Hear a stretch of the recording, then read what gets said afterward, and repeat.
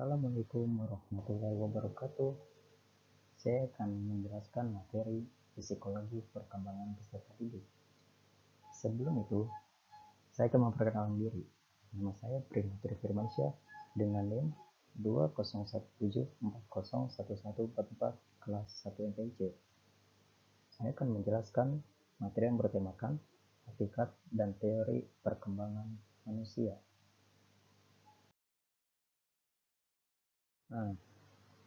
Ada beberapa hal yang perlu kita ketahui sebelum kita lanjut ke materi. Yang pertama, apa hakikat perkembangan psikologi? Lalu, apa saja macam-macam teori perkembangan psikologi? Dan yang ketiga, hukum perkembangan terdiri dari apa saja?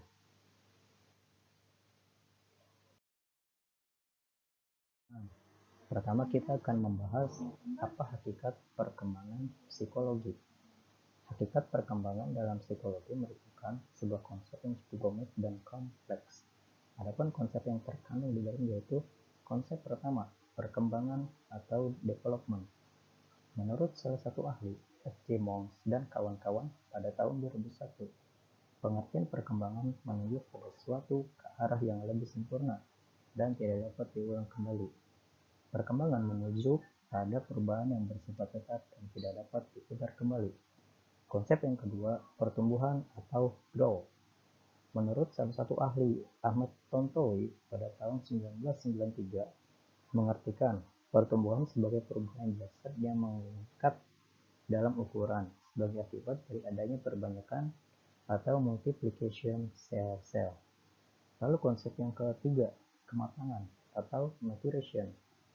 Menurut salah satu ahli, Davidoff, pada tahun 1988, menggunakan istilah kematangan untuk menunjuk pada munculnya pola perilaku tertentu yang tergantung pada perubahan jasmani dan kesiapan susunan saraf.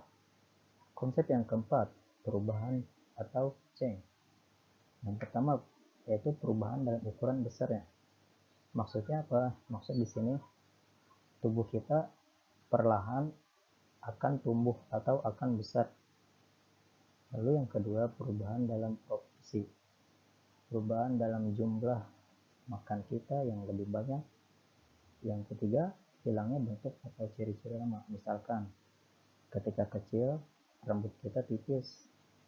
Dan ketika sudah menginjak dewasa, rambut kita semakin tebal. Lalu yang keempat, timbul atau lahirnya bentuk atau ciri-ciri baru. Misalkan, ketika kita kecil, kita belum terdapat adanya jerawat. Tetapi ketika sudah besar atau ketika sudah tumbuh, akan tumbuh pada wajah kita itu jerawat. Lalu yang pada kita akan membahas pertanyaan kedua, yaitu apa saja macam-macam teori perkembangan psikologi. Teori perkembangan merupakan suatu sistem pengertian atau konseptualisasi yang diorganisasikan secara logis dan diperoleh melalui jalan pendekatan yang sistematis. Adapun macam-macam teori perkembangan. Yang pertama yaitu teori empirisme atau bisa juga disebut dengan teori optimisme, teori yang berorientasi lingkungan, dan teori tabula rasa. Yang kedua, teori nativisme atau bisa juga disebut dengan teori pesimisme, teori biologisme, teori konvergensi, dan teori rekapitulasi. Yang ketiga, teori psikodinamika. Yang keempat, teori kemungkinan berkembang. Lalu yang terakhir, teori interaksionisme.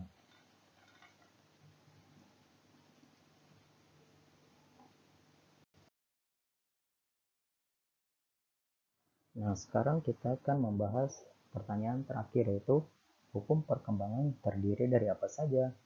Yang pertama yaitu hukum konvergensi. Hukum konvergensi merupakan pengaruh keturunan itu sendiri tergantung teori yang dipercaya. Yang kedua, hukum tempo perkembangan. Perkembangan anak ada yang cepat atau bisa disebut dengan tempo singkat, ada juga yang lambat. Yang ketiga, hukum irama perkembangan. Hukum irama perkembangan berarti variasi atau fluktuasi naik turun kecepatan perkembangan individu, baik jasmani maupun rohani. Yang keempat, hukum masa peka. Hukum masa peka merupakan hal-hal yang dapat mempengaruhi jiwa anak. Lalu yang kelima, hukum kesatuan anggota atau organis. Organ-organ atau anggota pada tubuh kita yang merupakan satu kesatuan antara fungsi dan bentuknya dan tidak dapat dipisahkan. Lalu yang keenam, hukum rekapitulasi.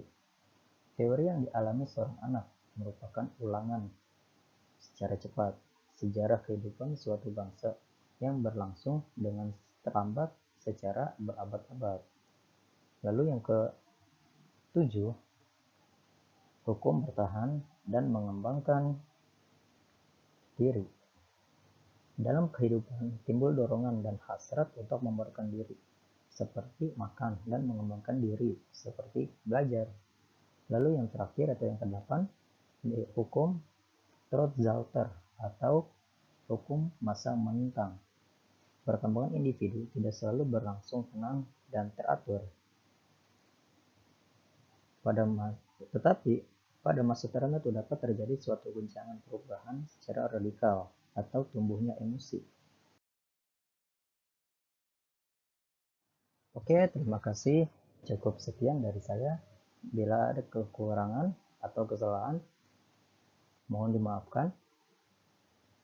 Cukup sekian. Terima kasih. Doa kafaratul majelis. Subhanakallahumma wa bihamdika asyhadu an la ilaha illa anta astaghfiruka wa atubu ilaik. Alhamdulillahirabbil alamin. Syukron. Wassalamualaikum warahmatullahi wabarakatuh.